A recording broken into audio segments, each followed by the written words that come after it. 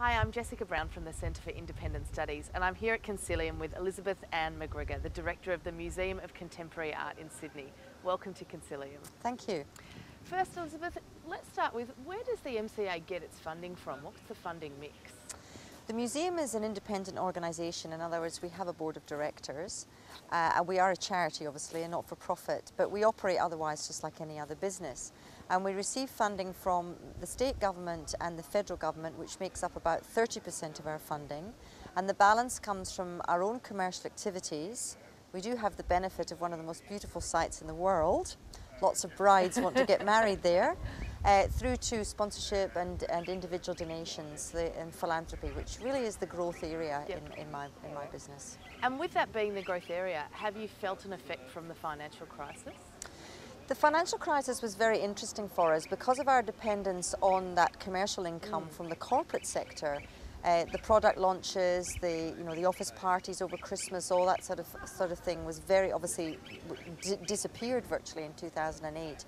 But we went through, I think it was a very interesting discipline. We went through an exercise of planning ahead to see what was going to, projecting what might happen and trying to tailor the business to a slightly different model that might actually encourage different kinds of venue hire and so on. So it was pretty taxing. With philanthropy, yes, it slowed down, but it wasn't as drastic as the corporate sector, which really just stopped immediately. So that experience has allowed us to put into place some strategies for developing future responses to those kinds of situations. And that was really leading into my next question. I mean, are there sort of international best practice strategies for developing, I'm thinking specifically about funding from the philanthropic sector? America is often held up as the example because they have a very different funding system there and very, very generous tax regulations and so on.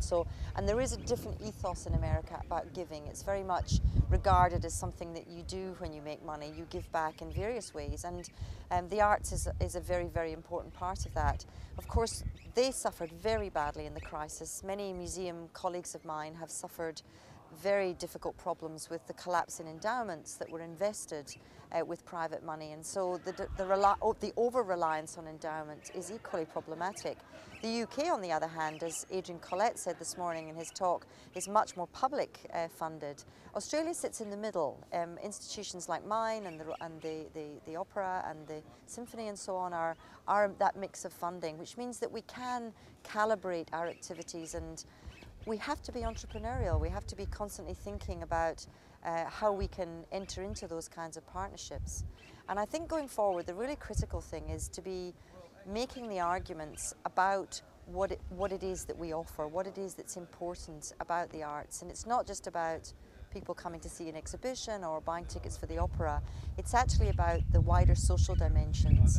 And I don't think enough is known either in the philanthropic sector or even in the right levels of government about those wider benefits and the kinds of projects that the Museum of Contemporary Art does, for example, in Western Sydney, the opera does in regional touring, and I don't think we really get together enough to kind of shout those messages out. Yeah, what's the best way to get that message out there to potential donors, to government, to the philanthropic sector? Well, everybody will tailor their own message to people who they think will have an interest in it. That's important. With donors, you need to have that one-on-one relationship, and we certainly wouldn't get the level of philanthropy we get without it.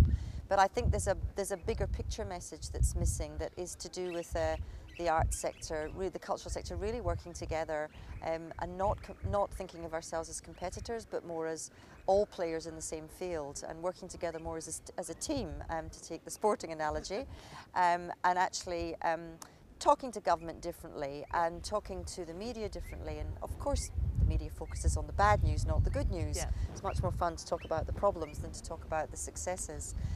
But I think there needs to be a unified voice of some kind.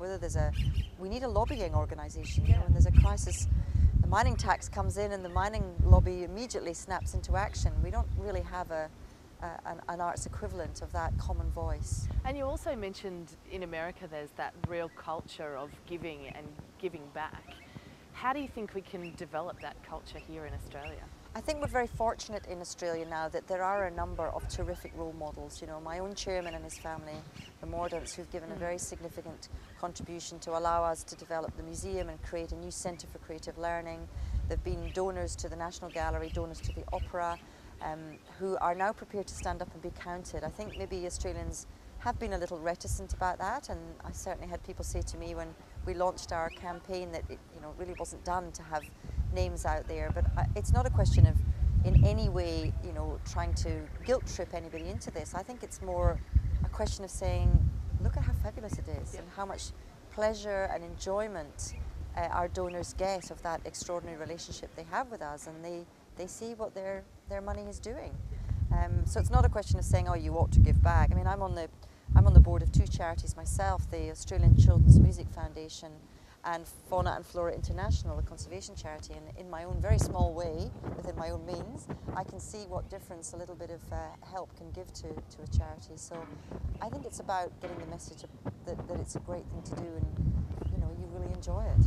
And what about government funding? In the future, is that a revenue stream that you can rely on, or is that going to play a smaller and smaller role as government budgets are squeezed?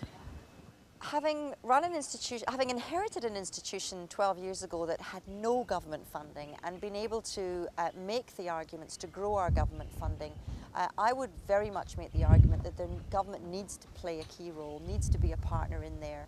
I think one of the problems at the moment is government funding has tended to be static and costs rise. So the private sector is actually filling in the gap, and essentially arts organisations are running much harder to stand still. And I don't think that's sustainable. I think government needs to step up.